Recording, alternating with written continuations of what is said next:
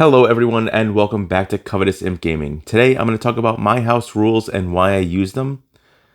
Before we get into that, please do the internet robots a favor, like this video, leave us a comment below about the house rules that you use or the house rules that you're going to take from this video and incorporate into your games. Hit the subscribe button and the bell so you're alerted to our future content, and check us out over on Facebook and Patreon. Those links are down below.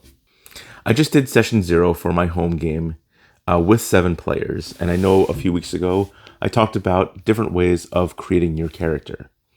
I decided that we were going to go with a modified version of the heroic method, which is the 2d6 and then add 6 to come up with an ability score. I had everyone at the table roll 2d6 and add 6, and I used that as the pool for everyone's ability scores. So it kind of gave us a modified standard array. So I went on to use the new UA backgrounds for people to get their ability score increases. And I know I've been very outspoken about variant humans because of that power spike early, but I gave everyone the level 1 feats that were associated in the UA. Now, I don't think any of those feats that are in the UA are particularly overpowered. I think the strongest ones are things like alert and lucky. And to my knowledge, I don't think anyone at my table took either of those. Moving on to the actual house rules, I have 10 house rules, some of which are just clarifications of rules that people tend to not get right or have a little bit of confusion about, and I just clarify them at the beginning of the game. And finally, I have a request, and I'll go over my request first. And that is, if there's a vote happening at the table or the group is making a decision, my request is that everyone have an active voice in that discussion and not just say, I'll just do whatever the party wants to do. Because you might have feelings about it, either in-game or out of game, what's happening. And having that passive, I'll just do whatever the party decides, might damage yourself, like your player, or it could damage your character's emotional levels in game. And finally, like your decision of, I don't think we should do this, but it seems like the party is hard charging to do this. If you speak up and say, hey, I don't think we should do this because of this, you might sway people's votes to your side, and maybe you end up doing something completely different, or maybe you have a different way of looking at the situation. My first actual rule is that healing potion consumption is a bonus action, but feeding someone a healing potion is a full action. Now, the thought process behind this is, on your person where your healing potion is. So while you're walking up to your enemy, drinking a healing potion real quick, or after you take your swing, you reach into your pouch, grab a healing potion, and drink it.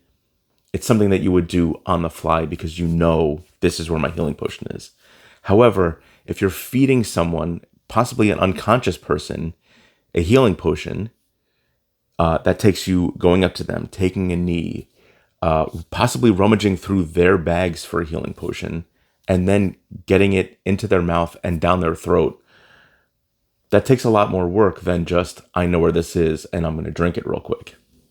So my next one is that having your mini painted gets you inspiration when you get to the end of a chapter. So those big finale fights, I like to turn those fights up to the max. So it is a deadly encounter full of, waves of monsters, or just one guy who is just out to get you. And to use Curse of Stratton as an example, when the party's getting one of those items of power, I like those fights to mean something. It's not just you walk in, it's on the floor, you grab it. If it's Old Bone Grinder or Babala Saga or anything like that, those fights you should be sweating during those fights. They should feel impossible at times. But that inspiration is there to help you get through some of those rough bumps in the road.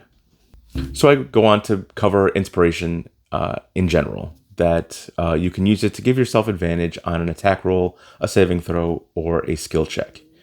And finally, that you can give an ally your inspiration anytime during your turn or anytime that you have priority. So if the rogue says, hey, I'm going to go check out this hallway, and you don't want to deal with any traps, you can say, hold on a second, I want to give you my inspiration.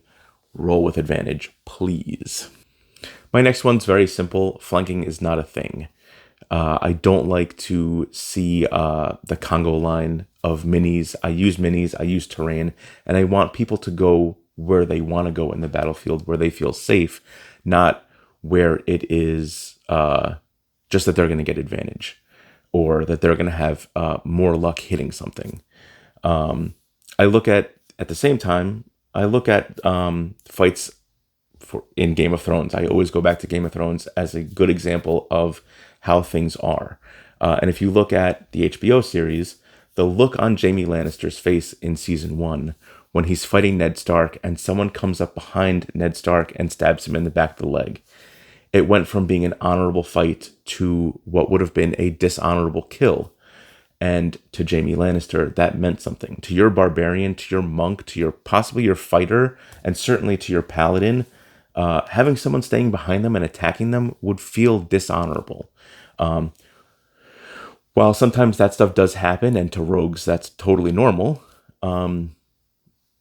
some people might view that as a dirty way of fighting.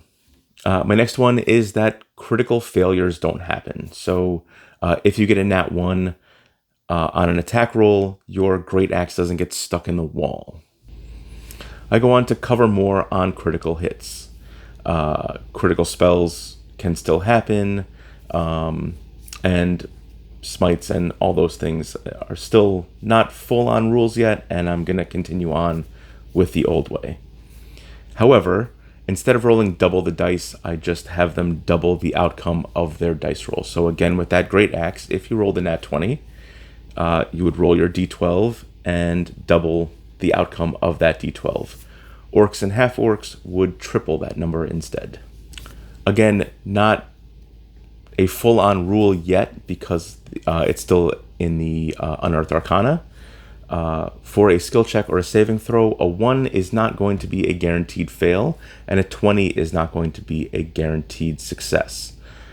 If you roll a 1 and your numbers say, I have a plus 17 and 18 meets it, then you succeed. If you roll a 20 and you have a plus 3 and you need a 24, then you still fail. However, on attacks, a 1 is always a failure and a 20 is always a hit. My next rule covers resurrections, and this is based on any spell that has a casting time of longer than 1 action. So anything higher than Revivify, if you cast a spell like Raise Dead, Reincarnate, or Resurrection, it's going to take 3 people to perform this ritual.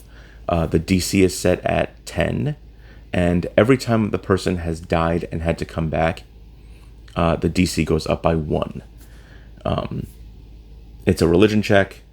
2 out of 3 people have to succeed on the check, and you're basically asking the gods to return the soul to the body. It also gives the player the opportunity to say, I don't want my soul to come back to my body. I want to stay dead. Maybe it's time for me to stay dead.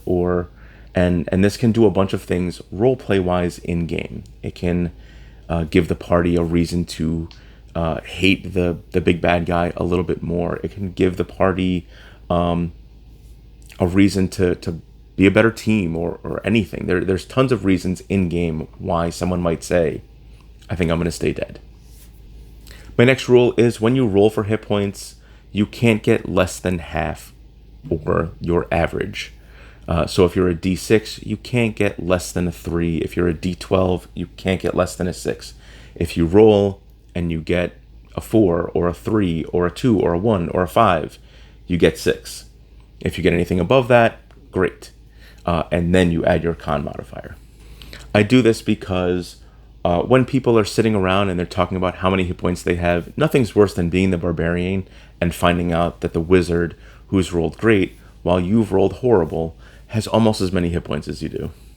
My last rule is another one that I'm trying out right now, and that is in between sessions or at the start of our next session, that everyone will sit down and cast their vote for the person who had the most impact last session.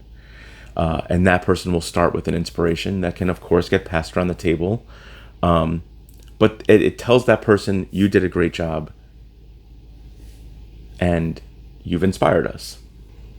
Those are all my house rules. Please let me know in the comments below what house rules you use, how they're working for you. If you're planning on taking any of these house rules and incorporating them into your own game, I'd love to hear about it. I'm going to be doing a whole series on homebrew world stuff and having your world, creating your world, placing people in your world, and getting started, which sometimes can be the hardest thing. And giving you options that aren't just you meet in a tavern. That's going to wrap it up for this week. Thank you for watching this video. We appreciate all the support, and we'll see you again next week.